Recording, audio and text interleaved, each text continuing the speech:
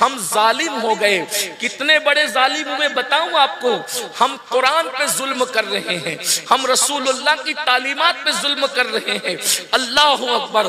دنیا میں کوئی اتنا بڑا ظالم دیکھا ہوگا جو اللہ کی کتاب پہ ظلم کرے؟ جو اللہ کی کتاب پہ ظلم کر رہے ہیں وہ مسلمان ہیں.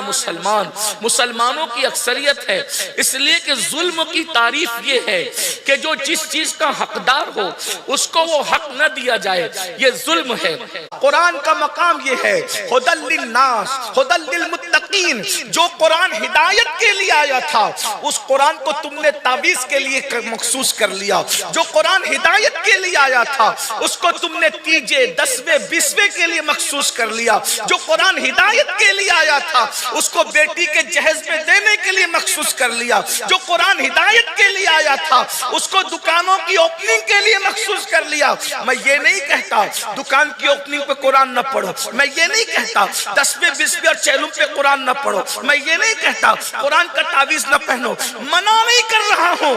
لیکن قرآن کا اولین مقصد 10واں 20واں چہلم کی فاتحہ نہیں تھی. قرآن کا مقصد تو ہدایت تھا. ہم نے قرآن سے ہدایت کیا لی؟ ہم نے قرآن کو پڑھا ہی نہیں. قرآن کے کم سے کم 3 حق ہے, اس کو پڑھا جائے, اس کو سمجھا جائے, اس پر عمل کیا جائے. اگر یہ نہیں کر رہے ہیں تو ہم قرآن کا حق ادا نہیں کر رہے ہیں, ہم قرآن پہ ظلم کر رہے ہیں. لوگ کہتے ہیں مسلمانوں پہ ظلم کیوں ہو رہا ہے؟